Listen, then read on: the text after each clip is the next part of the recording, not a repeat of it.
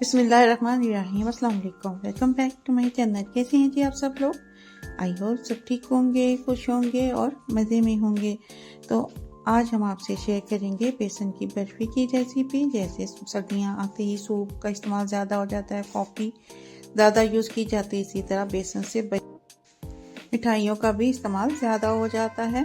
आज हम बर्फ़ी बनाएंगे जो कि बहुत ही बेहतरीन और शानदार बनकर तैयार होती है। तो चलिए स्टार्ट करते हैं अपनी आज की ये बेसन की बर्फ़ी की रेसिपी।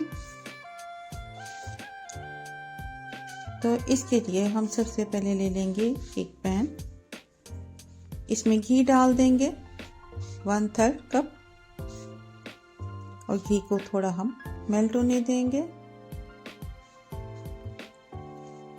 इसके बाद इसमें हम बेसन शामिल कर देंगे। बेसन मैं यहाँ पे 1.5 कप यूज़ करूँगी, 1.5 कप यूज़ करेंगे। बेसन को पैन में डालने के बाद घी में हम अच्छी तरह से इसको मिक्स करेंगे और इसको चम्मच चलाते हुए अच्छी तरह से इसको भून लेंगे। हमने इसको इतना भूनना है कि इसका कलर चेंज हो जाए। इलायची शामिल कर देंगे 3 अदद इसमें। तो अब इसको भी अच्छी तरह बेसन में भून लेंगे। तो बेसन का कलर चेंज हो चुका है। अब इसमें हम डाल देंगे चीनी 1/2 कप, शुगर 1/2 कप लेंगे। आप अपने टेस्ट के अकॉर्डिंग इसको कम या ज़्यादा कर सकते हैं। तो चीनी को अच्छी तरह से बेसन में मिक्स कर लेंगे। चीनी डालने के बाद इसको हम थोड़ा सा चीनी को भी भून लेंगे बेसन के साथ।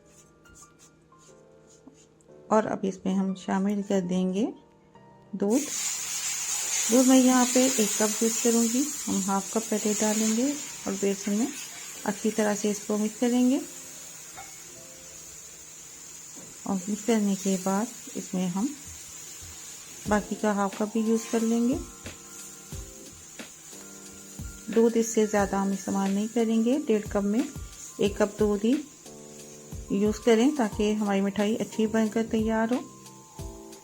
मैंने यहाँ फ्रेश मिल्क लिया, तो बाकी का दूध भी इसमें शामिल कर देंगे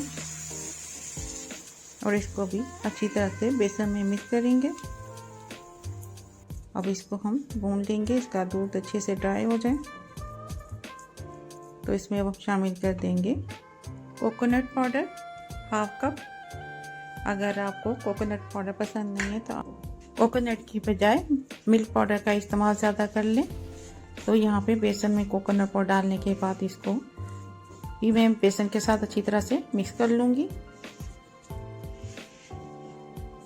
और इसमें अब हम शामिल कर देंगे मिल्क पाउडर। मिल्क पाउडर मैं यहाँ पे 1/2 कप यूज़ करूँगी। मिल्क पाउडर को डालने के बाद हम इसको ज़्यादा नहीं पकाएंगे, हमने इसको मिक्स करना है और फ्लेम को फिर हम ऑफ कर देंगे। और अगर अभी तक आपने मेरे चैनल को सब्सक्राइब नहीं किया तो सब्सक्राइब कर दें, वीडियो को लाइक कर दें और बेल आइकन के बटन को प्रेस कर दें। तो हम इसको अच्छी तरह से दूध को मिक्स कर लेंगे। और इसमें अगर आप कोई नट्स यूज़ करना चाहते हैं तो वो भी इसमें शामिल कर सकते हैं। ये मिठाई बनाकर आप किसी एयरटाइट जार में डालकर 10 दिन तक स्टोर कर सकते हैं। तो यहाँ पे इसमें हम शामिल कर देंगे थोड़े से तिल भी ऑप्शनल है। इससे हमारी मिठाई बहुत ही खूबसूरत बनकर तैयार होगी। तिलों को मिक्स कर लेंगे। तो यहाँ पे बेसन की बर्फ़ी का मिक्सचर रेडी है।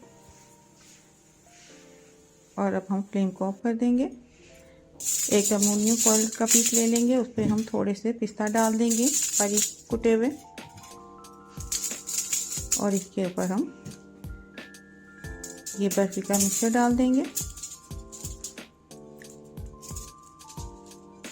और इसको डालने के बाद हम इसको हाथों से रोल कर लेंगे। इसको गरम गरम को ही हम रोल करेंगे, ठंडा होने पे मिठाई अच्छे से सेट नहीं होगी। तो इसको हम इस तरीके से हल्का हल्का प्रेस करते हुए इसको फोल्ड करेंगे हल्का हल्का प्रेस करते जाएंगे ताकि रोल जो है हमारा अच्छे सी शेप में तैयार हो। ये बर्फ़ी का मिक्सचर अभी बहुत गर्म है, इसलिए हम इसको आहिस्ता आहिस्ता रोल करेंगे। हल्का हल्का इसको प्रेस भी करते जाएंगे साथ में। इसको बनाना बहुत ही इजी है, जैसे कोई गेस्ट आए आप जल्दी से ये मिठाई तैयार कर सकते हैं। तो इसको रोल करने के बाद अब इसके हम किनारों से भी अच्छी तरह से इसको बंद कर देंगे और इसको हम रख देंगे 1 घंटे के लिए ठंडा होने के लिए फ्रिज में। अब इसको हम खोल लेंगे एल्युमिनियम फॉइल को और इसके अब हम पीसेस कर लेंगे। ये बहुत ही अच्छे से सेट हो चुकी है। पीसेस आप अपने हिसाब से बड़े छोटे काट सकते हैं।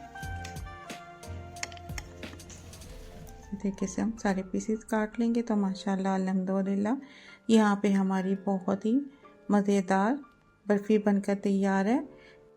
अगर आपको ये मिठाई पसंद आई हो तो मेरी वीडियो को फ्रेंड्स और फैमिली के साथ शेयर करें, दुआओं में याद रखें और इस मिठाई को गरम गरम चाय के साथ लें।